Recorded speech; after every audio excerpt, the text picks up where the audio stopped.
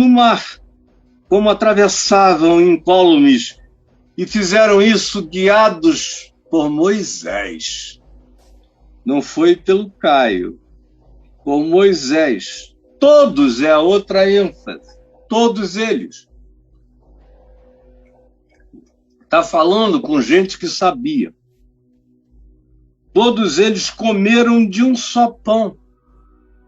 Tomaram a ceia no deserto. Comeram e dividiram o mesmo manjar espiritual. E beberam da mesma fonte espiritual, do mesmo espírito, porque bebiam de uma pedra, uma rocha, um arquétipo, o Cristo arquetípico, a rocha maravilhosa que Jesus acerca dela e com ela se identifica de modo absoluto, dizendo que ele é a rocha, é a pedra de esquina que os construtores rejeitaram. E aqui se diz que eles bebiam da mesma água, porque bebiam de uma pedra espiritual que os seguia, e a pedra era Cristo. Bebiam de Cristo na jornada.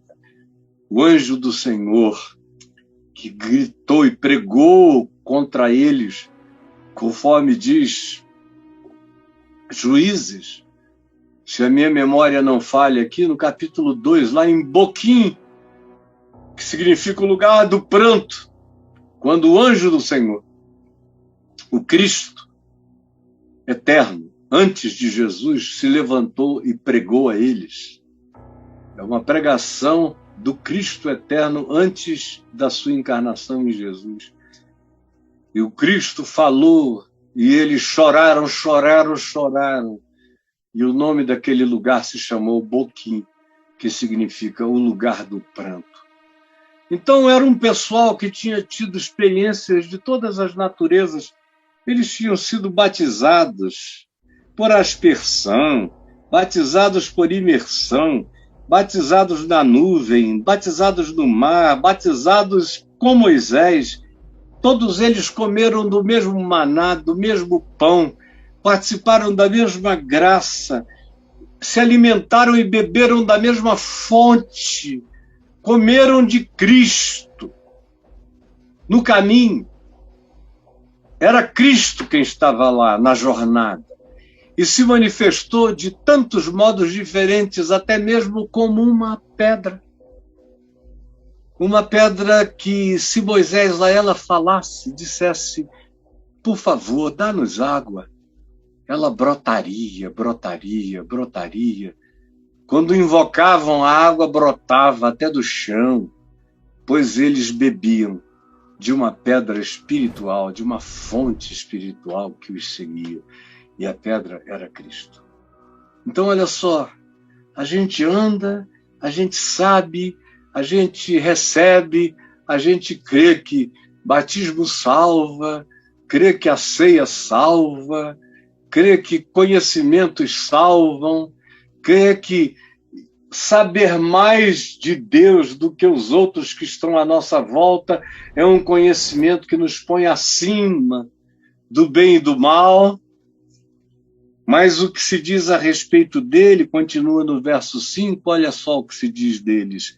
Entretanto, ou seja, no meio de tudo isso, em meio a tudo isso, apesar de tudo isso, tendo tudo isso, Deus não se agradou da maioria deles.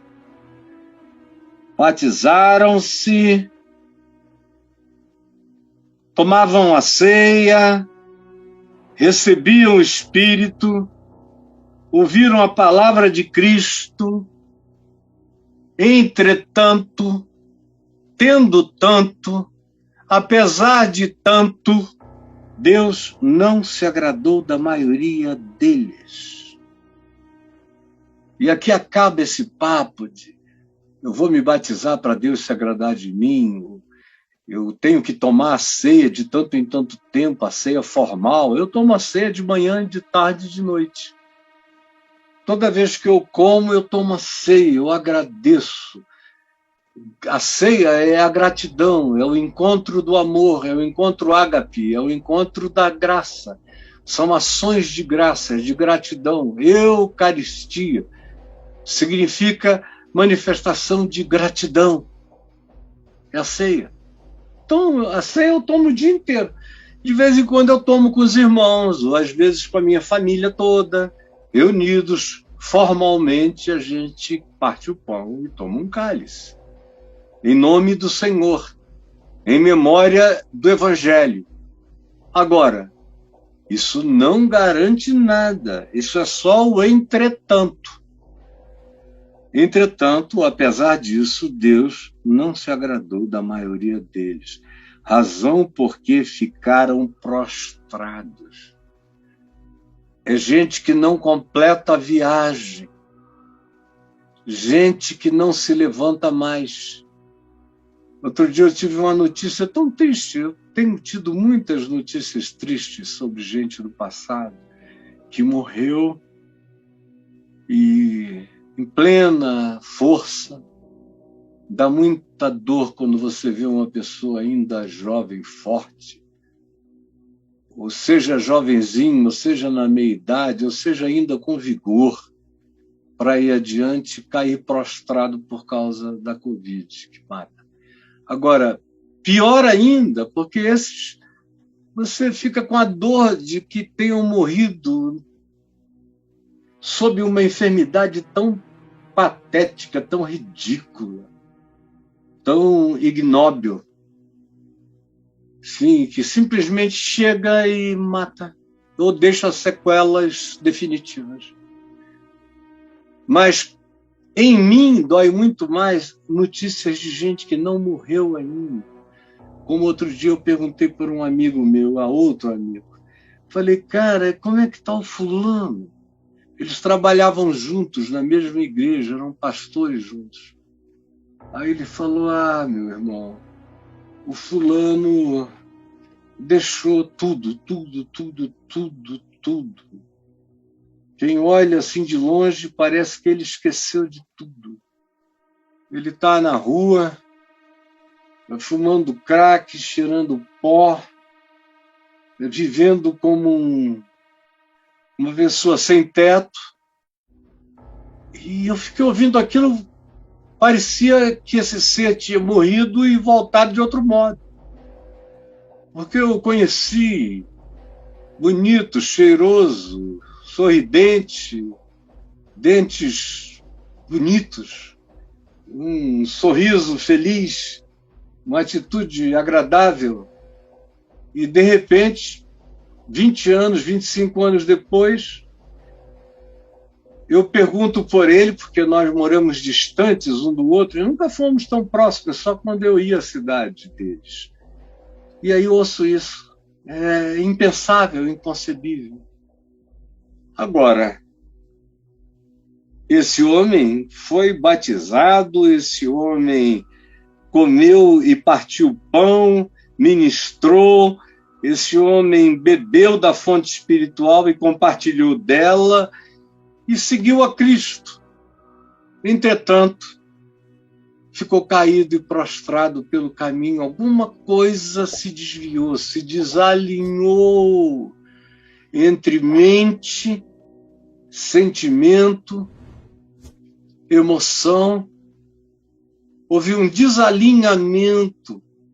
A soberania do Evangelho, a mente de Cristo, perdeu a influência sobre as pulsões, as compulsões, os desejos e as coisas que emergem daquele mar na noite.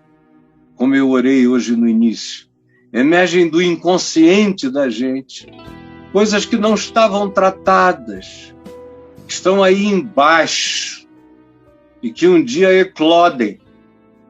Bem-aventurados aqueles que aprendem. Eu já estive nesse lugar aí. Eu conheço isso como pesadelos recorrentes até o dia que eu entendi para sempre. Por isso essa imagem me toca tanto. Porque enquanto você não alinha enquanto você não obedece à voz sincera do coração e você não dá razão a Deus e segue, se você não fizer isso, não tem como você agradar a Deus. Agradar a Deus é uma expressão antiga para significar esse alinhamento, para significar o que Jesus chamou de permanência. Permanência no alinhamento, na prática da vontade de Deus. São esses os que praticam, os que fazem a vontade do meu Pai. Esses são meu pai, minha mãe, meu irmão. Os que praticam, os que estão sob esse alinhamento. Então, a primeira coisa é que a religião não garante você de nada. Eu conheço gente que já deve ter sido batizado umas 50 vezes, você conhece? Tem gente que, se tomar um porre, volta chorando e diz: por favor, me batiza, porque eu tomei um porre. Aí você não precisa, meu irmão, eu preciso. São aqueles batismos emocionais, sem consciência de nada. Frequentemente eu digo: não vou te batizar. Você não entendeu ainda, eu vou te ensinar o significado do que você fez. E aí você vê se você é capaz de fazer isso com bom senso ou equilíbrio ou não. Se você não for capaz, pronto, acabou. Não é batismo, filho, é bom senso. Religião sem bom senso só precipita a queda. Guarde isso, religião sem bom senso só precipita a queda. A segunda coisa que eu quero que você guarde, e que está aí, do verso 6 até o verso 11, é que a experiência de Israel no deserto é um exemplo completo desse cuide para que não caia. Se você está em pé, preste atenção, não é porque você está em pé que você não pode cair. Ande sempre em estado de cautela, de vigilância, porque o caminho tem subtezas que a gente não conhece. É um caminho que eu nunca percorri. Eu, como diz Hebreus, vou viver essa vida humana. E depois disso eu entro na luz do juízo. Juízo não significa nada que destrua, que seja negativo. Juízo é aquilo que promove a cristalinidade, a verdade. Se dissesse: aos homens está destinado viverem somente uma vez e depois disso a verdade, era a mesma coisa. Mas está dito, depois disso, o juízo. Não é um juízo negativo, porque Jesus disse: aquele que crê em mim não entra em juízo. Nesse juízo negativo, já passou da morte para a vida. Esse de Hebreus que diz que aos homens está destinado viverem somente uma vez ou morrerem somente uma vez, tanto faz, vindo depois disso o juízo. Está falando daquilo que é a verdade absoluta, que ilumina completamente e tira toda dúvida. Mas eu estou dizendo isso por uma única razão. Eu só fiz até aqui essa viagem uma vez. E o dia de ontem não foi como o de hoje. Todo dia eu boto o pé num chão novo. Eu boto o pé num chão novo até dormindo, você entendeu? Até dormindo. Eu preciso, todavia, saber que essas experiências que você lê em Êxodo, em Levítico, mas mais especificamente em Êxodo, Número e Deuteronômio, algumas repetições com alguns fatos novos. O que você lê nessas histórias de Êxodo e Número e Deuteronômio são exemplos para nós, Paulo diz. Afirma: ora, estas coisas se tornaram exemplos para nós, a fim de que não cobicemos as coisas mais como eles cobiçaram. Primeira coisa é isso, é cuidado com o que você deseja. E aí vem uma lista de coisas. Começa com a mais subjetiva de todas elas, que tem a ver com a cobiça. cobiçar as coisas que a gente sabe que destroem, que matam, como eles cobiçaram. São aqueles desejos caprichosos que nos destroem, que a gente diz, não, é um direito que eu posso ter. Eu acho que eu adquiri esse direito pela minha perseverança até aqui, aí fica prostrado pelo caminho. Quando você começa a dar direitos a si próprio, começa a achar que você tem créditos guardados, que você tem pontos contados, que você tem milhagem por causa do passado, você está na iminência de botar o pé no abismo. Quem pensa que tem milhagens espirituais por causa do passado está prestes a botar o pé no abismo. Cada dia é dia de olhar tudo outra vez e de olhar para mim com paz e de caminhar com simples e serena obediência. Olha só o que está dito aí, de 6 a 11. Então eu quero que você veja, a primeira coisa que se diz aí é sobre cobiça, e diz que Israel não é um exemplo. Começa assim. Não é um exemplo, cuidado, eles começaram e se arrebentaram. Aí vem a primeira definição, caíram, primeiro por causa da cobiça, caíram na idolatria dos sentidos, que é provocada pela cobiça. A cobiça está na raiz de tudo aquilo que os fez tropeçarem, estava na raiz, na pulsão do inconsciente, a cobiça, o desejo. 430 anos vivendo como escravos no Egito, o cara sai do império das trevas e muitas vezes não sabe viver na liberdade. E aí acha que por causa da repressão histórica acumulada nas arqueologias do inconsciente, na paleontologia do inconsciente, o cara acha que ganhou direitos de cobiçar. A ele foi negado o direito de querer por tantos anos e por tantas gerações que agora ele diz, chegou a minha hora de partir para o que der e para o que vier, chega de tanta renúncia. E aí caíram na idolatria dos sentidos, que começa pela cobiça. Mas olha só o que diz o verso 7. Não vos façais, pois, idólatras, como alguns deles, porquanto está escrito, o povo assentou-se para comer e beber e levantou-se para divertir-se. É quando Moisés sobe o monte para a primeira versão das tábuas da lei, e enquanto ele fica 40 dias e 40 noites lá, o povo esperou aqui alguns dias, aí começou a bater um tesão. Meu Deus, 430 anos, aqueles egípcios traçando uns aos outros, até as irmãs deles mesmos. Numa sociedade toda diferente, nós somos gente de outros costumes, mas agora a gente saiu de sob o domínio deles e a gente pode ser como eles eram, fazer o que a gente quiser. Aliás, Moisés, a gente nem conhecia, esse cara apareceu lá com essa história, nos tirou, nos trouxe até aqui, mas está demorando demais.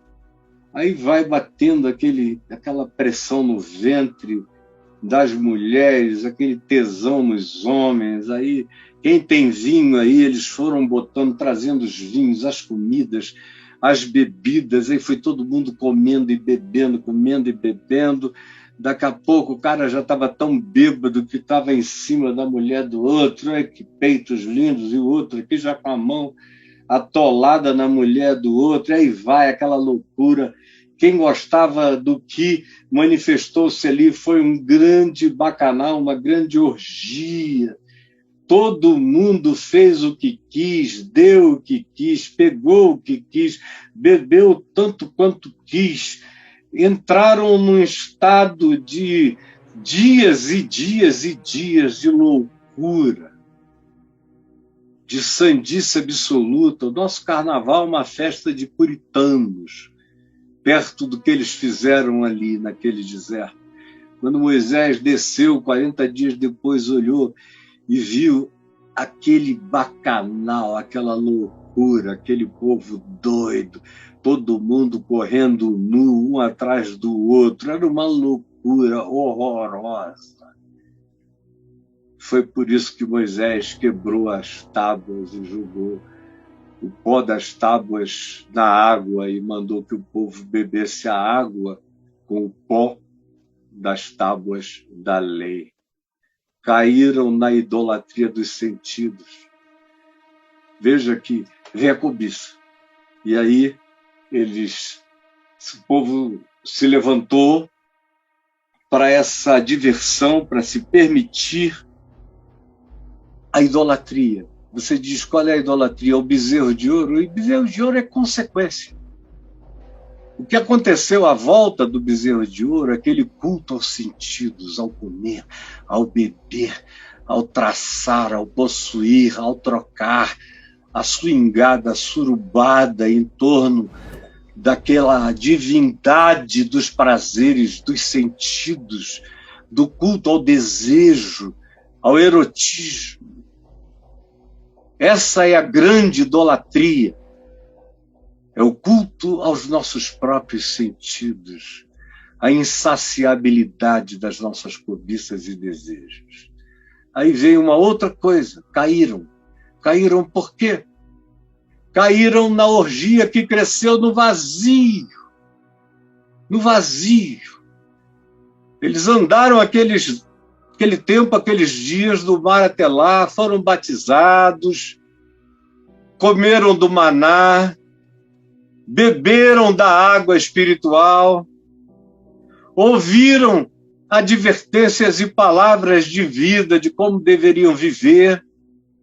Entretanto, apesar disso tudo, eles entraram no vazio. A palavra não habitou o coração deles. Talvez por essa razão Moisés tenha quebrado as tábuas da lei e feito-os beberem a poeira, o pó da lei, simbolicamente. Porque se a verdade de Deus não habitar meu coração, eu vou cair no vazio. E no vazio cabe tudo. Esse buraco aí que o garoto caiu, o que é isso? Estava ocupado de água, mas não tinha chão, não tinha base, não tinha alicerce. Estava caminhando numa suposição, mas não havia chão sólido que pudesse amparar. Assim também com eles, caíram na orgia que cresceu no vazio. Essa orgia que brota aqui, que eu descrevi há pouco, nasce nesse vazio enorme. E não pratiquemos a imoralidade como alguns deles o fizeram e caíram num só dia 23 mil. Caíram na idolatria dos sentidos e ainda, em terceiro lugar, caíram, Braulio, bota aí meu companheirão, caíram na provocação aos céus. Caíram na provocação aos céus. Na imoralidade eles caíram na orgia, na suruba, mas eles, o verso 9 diz que eles puseram o Senhor à prova. Alguns deles fizeram isso e pereceram pelas mordeduras das serpentes. Provaram a Deus, demandaram Deus, exigiram de Deus.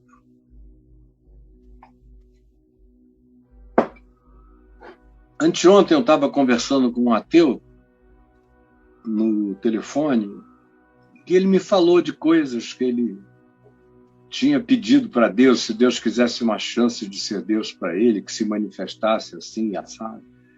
E assim e assado não aconteceu.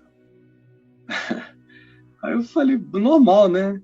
Aí ele, mas como? Você não pede para crer que Deus está com você. Eu digo, cara, Deus está comigo, eu estou em Deus, eu não peço nada, não. Peço pelos outros, para mim eu peço muito pouco. Por exemplo, agora eu tenho pedido a Deus que me ajude a completar a minha casa, que é a última que eu devo estar construindo, é o meu legado para minha mulher, para os filhos e netos, depois de viver para os outros o tempo todo e não pensar aqui no imediato. Quero fazer, mas fora isso eu não tenho. Eu creio que tudo o que eu preciso o Senhor me dá. E me dará também lá, e eu nunca tive necessidade de botar Deus à prova. Eu não sei nem como é que alguém consegue fazer isso. Mas o fato é que tem gente que consegue provocar tanto a Deus, pulam do pináculo do templo, transformam pedras em pães, eles se dobram diante da proposta satânica de terem tudo, eles dão as costas à revelação, provocam, sabem, mas vão. E aí, alguns deles, diz aqui a palavra, colocaram Deus, o Senhor, à prova e pereceram pelas mordiduras, pelo veneno das serpentes no caminho. Eu podia ser um dos que fiquei mordido pelas serpentes no caminho, mas Deus sabe que eu nunca o coloquei à prova. Eu pequei com responsabilidade pessoal, dizendo, eu estou fazendo isso. Nunca acusei o diabo, nem a mulher, nem a humanidade. A responsabilidade era toda minha, muito menos de Deus. Eu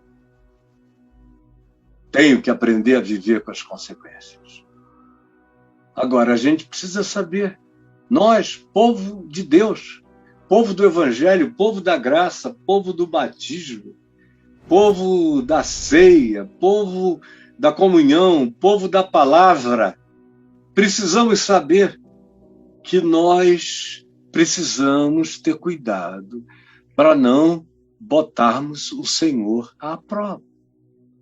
Cuidado com o que você delibera contra Deus. Tem muita gente deliberando contra Deus. Isso é o que Paulo chama de delitos. É aquele pecado consciente e voluntário, sobre o qual eu falei aqui a meu respeito na introdução. Cuidado com os delitos. O pecado amartia, uma tortuosidade na gente. Todo mundo tem. Agora, o delito é uma escolha, é uma prática. É um crime contra a consciência, contra a verdade de Deus em nós. É um crime contra a lucidez. É um crime contra a luz em nós. Caíram na provocação aos céus, diz o verso 9. E aí tem uma outra coisa que se diz que os fez tropeçarem, caíram na ingratidão e na amargura. Olha o verso 10. Nem murmureis, como alguns deles murmuraram e foram destruídos pelo exterminador. E quando eles entraram naquele estado de murmuração perversa, dizendo, só vem para nós esse pão. Essas aves, essas codornizes, nós não aguentamos mais esse cardápio. Tá certo que a gente não passa sede, mas pelo amor de Deus, cadê o rio? Cadê a água grande? A gente tem que andar e beber pela fé? Quem é o torturador celestial que faz isso em nós? E eles começaram a manifestar essa ingratidão amargurada e caíram na ingratidão e na amargura. Murmuraram. e foram, pela murmuração, eles foram envenenados. As serpentes ilustram apenas, embora tenha sido factual o que aconteceu, mas do ponto de vista simbólico, elas ilustram apenas o que a ingratidão, a amargura e a murmuração fazem na gente, como elas nos matam pelo envenenamento. A ingratidão e a amargura são venenos que nos matam, que nos derrubam na jornada. Aí vem uma outra realidade para a gente anotar, para a gente guardar aí, e eu quero que você faça isso. É a terceira coisa. Aquelas ali eram subdivisões desse exemplo que Israel é para nós.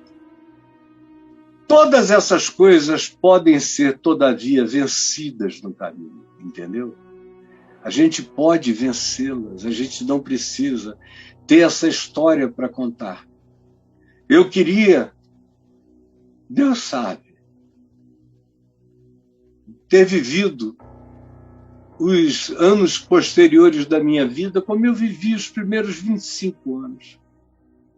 Eu não queria que na minha vida houvesse a história da minha presunção de pensar que eu estava apto para andar em qualquer chão, mesmo que eu não o conhecesse, ou mesmo que, em conhecendo, eu presumisse na minha arrogância que eu podia passar incólume. Não, eu não queria ter essa história. Eu queria ter toda a maturidade que essa dor me trouxe. Me fez ficar imensamente mais profundo, mais humano e mais profético no meu olhar da vida. Mas ninguém precisa disso tudo para crescer. Basta a gente dar razão a Deus e obedecer. Porque todas essas coisas podem ser vencidas no nosso caminhar. Todas essas coisas lhes sobrevieram como exemplos. Foram escritas para advertência nossa, de nós outros sobre quem os fins dos tempos têm chegado. Aquele, pois, que cuida, que pensa estar em pé, cuide para que não caia. Não vos sobreveio tentação que não fosse humana, mas Deus é fiel e não permitirá que sejais tentados além das vossas forças. Pelo contrário, juntamente com a tentação vos proverá livramento, de sorte que a possais suportar. Isso que eu acabei de dizer tem alguns aspectos que eu quero que você guarde no coração. Todas essas coisas podem ser vencidas e a pergunta é como? Como? Estão aí. Estão aí para você ver.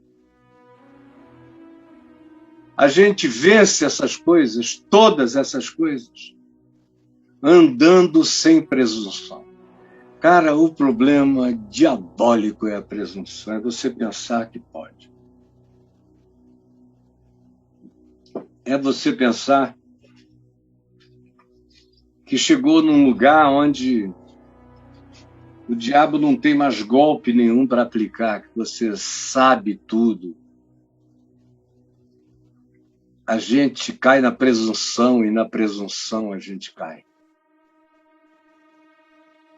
Quando a gente cai na presunção, é na presunção que a gente cai. Portanto, tome cuidado para não cair na presunção, porque o cair na presunção faz a gente cair sem chão. Mas a gente pode vencer tudo isto andando sem presunção. Olha só aquele, pois, aquele que, à vista de tudo isso que foi dito, pensa estar em pé, está no seu lugar mais perigoso da vida. na presunção de pensar e estar em pé, a gente cai mais do que nunca na arrogância. Eu fui liberto do Egito, fui batizado nas águas e com a água da chuva, eu comi o manjar espiritual, eu bebi da água, eu sou povo de Deus. Aí parece que isso dá direitos, de reivindicações, de presunções, de arrogâncias que são completamente malignos. A gente vence isso andando sem presunção. Tire a presunção do seu coração enquanto você pode continuar andando sem cair, porque às vezes a gente cai e levanta logo, outras vezes, cara, tem um buraco, conforme aquele garoto que eu mostrei, tem um buraco, e aquele menino voltou dentro de 3 segundos, 4 segundos, mas ele foi num lugar fundo, até se agarrar na beira do buraco e botar a cabeça para fora, mas ele pensou que, pior que fosse, ir até o joelho dele. Mas ele nunca imaginou, a presunção era outra. Era outra! 1, 2, 3, 4, 5, 6, 7, 8, 9, 10, 11. Ninguém é batizado durante tanto tempo, senão o cara tem fobia batismal embaixo dessa água. Mas esse aí, ó, veio achando, se ele cria que ia até o joelho. A gente vence andando sem presunção. Aquele que está em pé, cuide para que não caia. A segunda coisa que a gente precisa saber, a gente vence sabendo que nada é sobre-humano. Nada. Eu ouço aquelas pessoas que me dizem, poxa, também caio naquela, não dava para resistir. Mentira, Caio. Essa não dava para resistir. Na realidade, a gente pode resistir a qualquer negócio. Não existe esse negócio irresistível. Existe aquilo a que a gente quer ceder. Eu, por exemplo, reconheço que, para a maioria dos homens, não há nada mais poderoso do que a bela sensualidade de uma mulher. Uma mulher linda, sensual, provocativa, que te deseje e diga que te quer e dá sinais explícitos nessa direção, é uma das coisas mais difíceis para um ser humano masculino resistir. Assim como também é uma coisa muito difícil para uma menina lésbica resistir quando ela gosta de uma outra menina, a uma companheira, amiga ou mulher que chegue no caminho dela com essas mesmas características, atacando. As mulheres são mais fiéis do que os homens, a maioria talvez, ou muitas consigam resistir, mas tem muita mulher que não aguenta e trai também. Os homens, a maioria esmagadora, e saem dizendo, ai meu Deus, o cara não sabe se agradece a Deus por ter ficado com uma mulher tão extraordinária, ou se ele se esbofeteia até a morte por não ter dito não. Mas lá no fundo ele sabe que era apenas uma tentação.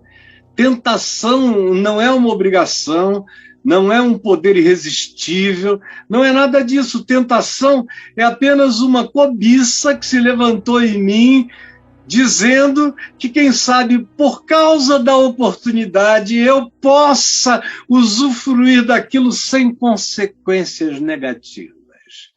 É o que a tentação propõe. Ou que eu possa ganhar tanto com aquilo que o que eu vá perder se torne bem menor. Essas são as tentações. A gente vence sabendo que nada é sobre-humano. Não existe sensualidade sobre-humana. Eu, quando me converti, experimentei isso das piores formas possíveis. Uma vez, mais de uma vez, várias vezes, mulheres me ligaram aos prantos, porque tinham sido espancadas pelos maridos, em 1970. Por favor, vem aqui que ele me bateu, aí, chorando. Chego lá, bato na porta, vem a mulher me abrir a porta nua, sem machucaduras. Uma mulher lindíssima. Me pega e diz, vem, por favor, eu quero isso, eu quero aquilo, eu quero não sei o quê. Eu disse, olha, que o Senhor Jesus te abençoe, mas você não tem nenhum poder sobre mim. Peguei a porta, fechei e fui embora. Aconteceu isso sempre, todo o tempo durante a vida, todo o tempo, nos primeiros 25 anos, e depois do meu divórcio aconteceu para todo lado. Tinha gente que me dizia, tem fila de pessoas querendo saber se você está querendo, mandando recados. E eram pessoas extraordinárias. E as pessoas que têm a ousadia de falar isso, em geral, são aquelas que sabem que são irresistíveis. Mas nenhuma delas teve um sim, porque eu não estava procurando esse tipo de variedade. Eu me cansei disso cedo, logo. Eu queria um vínculo, um relacionamento que durasse, que me edificasse a vida, como pela graça de Deus tem acontecido. E daqui a mais algum tempo, nós vamos fazer 25 anos dessa bênção, dessa graça que está sobre nós, nos edificando. A gente vence qualquer coisa, sabendo que nada, absolutamente nada, é sobre-humano. Não vos sobreveio tentação que não fosse humana. Seja o que mais provoque você. Por exemplo, dinheiro nunca mexeu comigo, nunca, nem antes, nem durante, nem depois de nada. Eu nunca dei a mínima para dinheiro. Eu sempre criei que se eu cuidasse do que Deus ama e do que Deus quer que eu cuide, Ele cuidaria de mim. Eu venho cuidando e tendo cuidado pelos cuidados de Deus, vai fazer 50 anos. E Ele tem cuidado de mim todos os anos da minha vida. Mas tem gente para quem o dinheiro é pior do que a mais bela e sensual das mulheres chamando um homem, ou é mais irresistível do que um homem completamente sedutor e interessante, insinuando-se ou desejando e dizendo para uma mulher que a quer, e ela não podendo, porque tem compromissos, porém tem desejos. Nada é sobre-humano. Ou a vontade de se vingar. Tem gente que diz isso, desculpa, cara, eu fui, mas eu fiz mesmo, eu fiz. Eu guardei anos para fazer, para comer fria essa vingança, porque era impossível resistir. O que ele fez comigo, o que ela fez com minha mãe, ou com meu pai, ou com a minha família. Mentira. O Senhor me autoriza a dizer que é mentira sua. Você fez porque você é ruinzinho, ruinzinha, mazinha, entendeu? Você podia ter dado as costas à maldade, mas você preferiu tratar o mal com o mal, ao invés de vencer o mal com o bem. A gente vence qualquer coisa, sabendo que nada é sobre-humano. Olha o que diz, não veio tentação que não fosse humana. Como Hebreus 4,15 diz, que Jesus foi tentado em todas as coisas à nossa semelhança, mas sem pecado. A nossa semelhança, tudo que pode passar por uma mente humana, por um coração, por uma emoção, por um sentimento genuinamente humanos, todas as coisas atravessaram o ser de Jesus. Mente, sentimento, emoções, necessidade física, de todas as naturezas que todos nós temos, não apenas homens, mas mulheres, e todos os gêneros humanos têm. Em todas as coisas, à nossa semelhança, ele foi tentado. Mas ele sabia que nada é sobre-humano. Foi tentado, mas sem pecado. Porque nada é sobre-humano. Não veio nada que não fosse do tamanho da gente. Porque Deus é fiel. Não permite que a gente seja tentado para além daquilo que a gente possa suportar. Por isso, quando uma pessoa está sendo torturada, estão ameaçando arrancar a língua, os dentes, tirar os olhos, e a pessoa grita e diz: não, eu não creio em Deus, eu não creio em Deus. Essa é a coisa mais genuinamente santa que um ser humano, na sua limitação em geral, diz. E pode ter certeza, Deus não leva isso em consideração, porque isso é sobre-humano. Só algumas poucas pessoas resistem, e os que resistem são tão humanamente superiores à média que a gente os chama de mártires, que aguentam e não arregam até o fim. Tem outros que não suportam, e não suportam porque são fracos, não suportam apenas porque são humanos. Não nos veio nada que não fosse humano, a gente está tratando com o que é humano. A gente não está lidando com aquilo que não tem nada a ver com a natureza humana. A gente está lidando com a condição humana, a gente não está lidando com patologias humanas, com patogenias, com aquilo que já nos acometeu desde o gene, desde o DNA. A gente não está lidando com esse tipo de manifestação que está para além da nossa própria condição de controle. A gente está lidando com o que seja humano. Não nos veio nada até aqui, eu pelo menos nunca fui tentado com nada que não fosse coisa de gente. A pior de todas as tentações ainda foi completamente humana. E os meus maiores medos, ou lutas, ou inimigos, ou adversários, ou pânicos, ou dificuldades, foram todas no plano e no nível humano. Até quando é o diabo, com a cara dele, eu trato sabendo que ele é o diabo, mas eu sou humano. E porque eu sou humano, eu digo a ele: tu não tens nada em mim, então sai daqui. Nada que não fosse humano. E aí a gente precisa saber de uma última coisa. O Senhor não permite que nós sejamos tentados além das nossas forças, aí tem um pelo contrário. A gente vence crendo que Deus fortalece todo aquele que quer vencer. Repita comigo: a gente vence crendo que Deus fortalece todo aquele que quer vencer. Repita de novo, ou dê corações ao alto, como um aleluia da sua alma. A gente vence crendo que Deus fortalece todo aquele que quer vencer. Aquele que não quer vencer, não vai vencer. Tem a ver com a condição humana. É você que decide. Livre-arbítrio. Deus apenas não permitirá que venha algo para além do que Ele capacitou você a enfrentar. Agora, se veio algo a mim, eu nunca pergunto: por que tu mandaste isto a mim? Eu sempre digo: Senhor, obrigado, porque é algo que eu posso vencer.